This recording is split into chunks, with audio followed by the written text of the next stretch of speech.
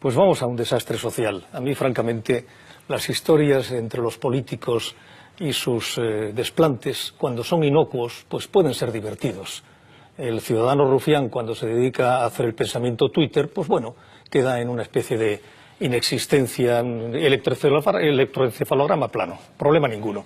El problema es cuando todo eso afecta algo fundamental, que es la fractura social. Y una fractura social es una cosa extraordinariamente seria. Yo vengo del País Vasco y sé lo que es la fractura social. Y sé lo que es llamar a unos buenos nacionales, patriotas, y a otros malos patriotas. Todo eso lo he vivido. Y yo nunca imaginé que en Cataluña se podría producir. Aquí en Cataluña lo que siempre ha habido era opiniones distintas en algo que se llama un contexto social democrático. Y ahora lo que tenemos es la exclusión del otro, porque la verdad revelada está en ellos, y los demás venimos a ser una especie de raros bastardos. Aquí no va a haber terrorismo, de eso lo tengo yo, vamos, estoy absolutamente seguro. Puede haber puntos de violencia porque cretinos maximalistas los hay en todas partes. Pero el problema, yo repito... I a tots costats. Claro, no, pero vamos a ver, el acoso lo estamos sufriendo nosotros, ¿eh? Esto hay que decirlo también, bueno, ¿eh? No es equivalente, ¿eh? No, perdóname. No, yo también. Yo también, ¿eh? Al que le señalan con el dedo, a los alcaldes a los que están señalando para que sean marcados, sí, a los concejales son los que son. Perdona, Javier, yo estoy a favor de la independencia. Si quieres te enseño insultos en Twitter de independentistas. A ver quién la tiene más larga. No, perdona, el tema no es ese. El tema está en lo siguiente. Cuando yo decía fractura social, no significa fractura social con la barbarie que ocurrió en el País Vasco. Hablo de algo sociológicamente muy serio, que es la fractura, que es la existencia de dos comunidades, de dos partes de la misma comunidad. Señor Nar, usted parla de fractura. Está hablando de fractura. A mí de la cerveza me interesa lo que está debajo de la espuma.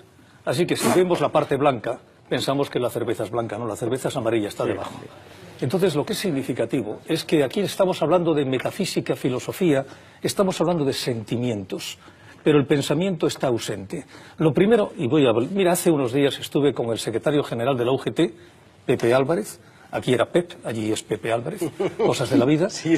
Castellano parlante, castellano pensante, pero siempre que se producía aquí en Cataluña lo hacía en catalán, porque claro, esas cosas de la corrección política, exactamente. Bueno, y le pregunto, oye Pepe, me interesaría tener el informe que habréis hecho, porque tenéis un gabinete de estudios muy importante, sobre qué significará la independencia en Cataluña, para bien o para mal.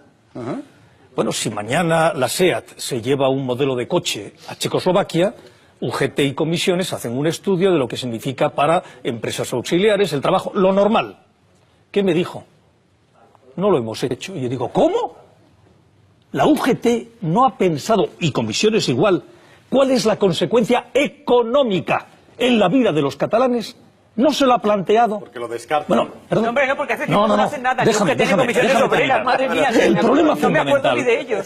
Es que aquí se piensa que una vez que tengamos la independencia, los perros estarán atados con longanizas. Sí, y como dijo aquel filósofo de Pujols, iremos por el mundo, Francesc Pujols, no Jordi Pujol, Francesc Pujols dijo, y lo tendremos los catalanes todo pagado. ¿Quién diablos plantea lo que va a suceder en el supuesto de que se produzca la independencia, que ya digo yo que no se va a producir, porque para ser independiente tienes que tener reconocimiento internacional, y esto no se va a producir. Lo que se va a producir de forma automática en el supuesto de que esa pesadilla tenga lugar es la salida de la Unión Europea, digan lo que digan, porque es una realidad que lo ha determinado desde el presidente de la Comisión, el presente y el anterior, que es el Gobierno de Europa, el presidente del Parlamento, el presente y el anterior, los tratados internacionales, todo.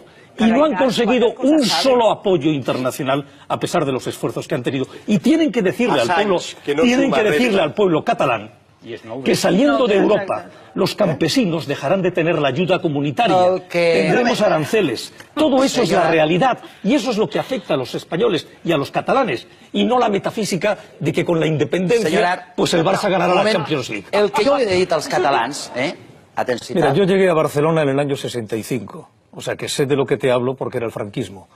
Contra Franco éramos 4 y el cabo. Yo cuando estoy viendo ahí en televisión a personas de mi edad, no digo gente joven, que a Dios gracias no vio el franquismo, heroicos resistentes de la nada, yo no los vi en el 65 al 75 en ninguna parte.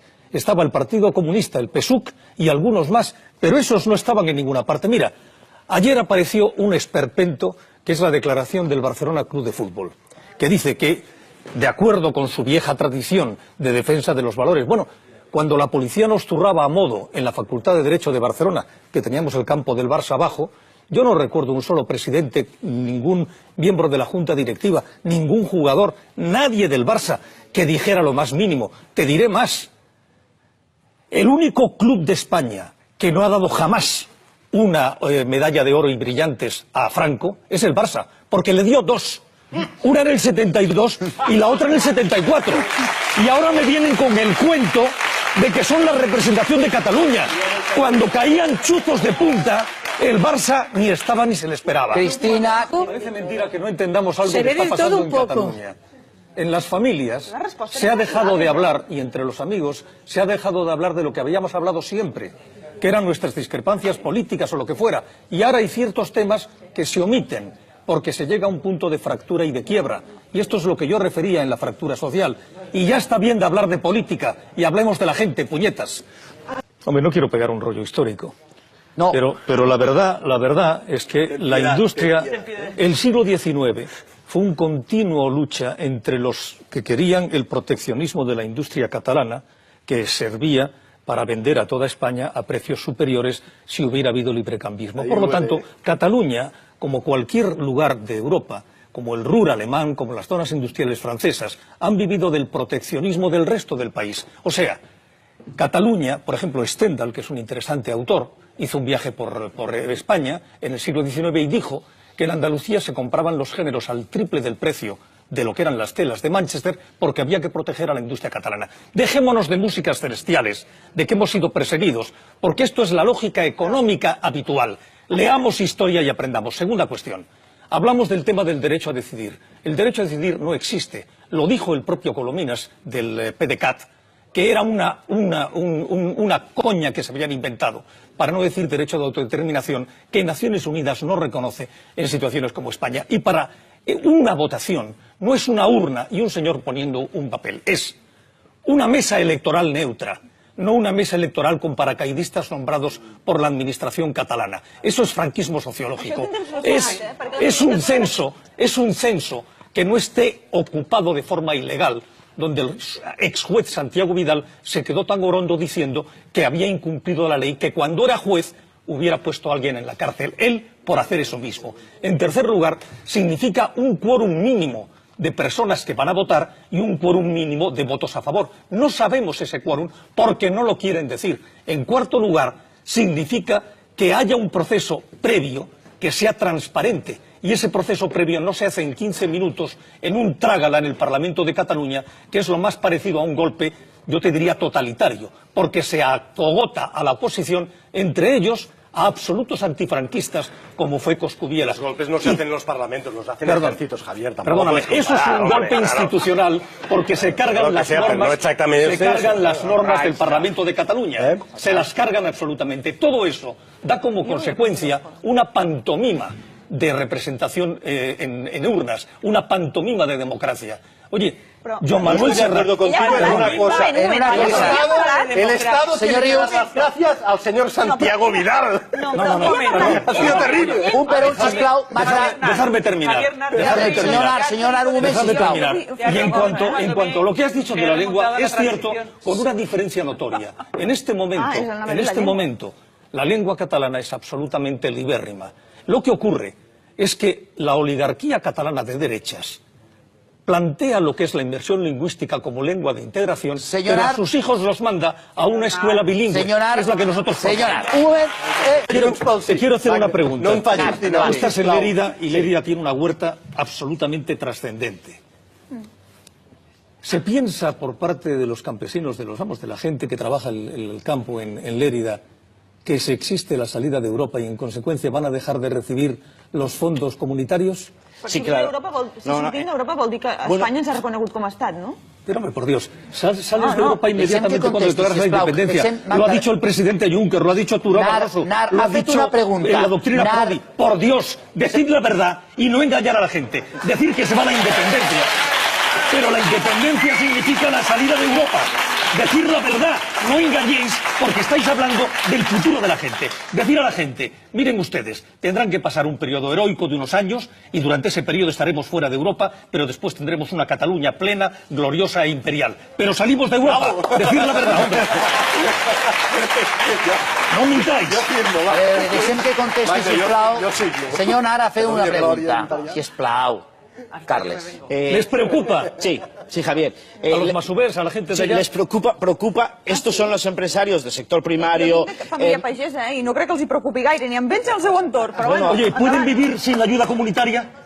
Si dejan de recibir ayuda comunitaria, ¿pueden vivir? Per què han de viure sense l'ajuda Porque comunitària? se sale de Europa, compañera. Però si sortim d'Europa vol dir que Espanya ha reconegut que Catalunya és un estat independent. Pero que se sale de Europa, se sale de Europa. No, a veure. En el momento en que digáis que estáis fuera, estáis fuera. Pero eso es una cosa curiosa. Es una mezcla de lujuria y virginidad. O sea, se está en España, pero se es independiente. Oye, ¿qué carajo es esto? En el esto? moment que sortim d'Europa és perquè Espanya ha reconegut que ens hem constituït com a estat independent. Javier, oye, pero perdóname, eso ya es Groucho Marx. No Carlos Marx, es Groucho, que es decir, nos declaramos independientes y siendo independientes, como España no nos reconoce independiente, seguimos en Europa percibiendo el acervo comunitario. Entonces no sois independientes, hombre.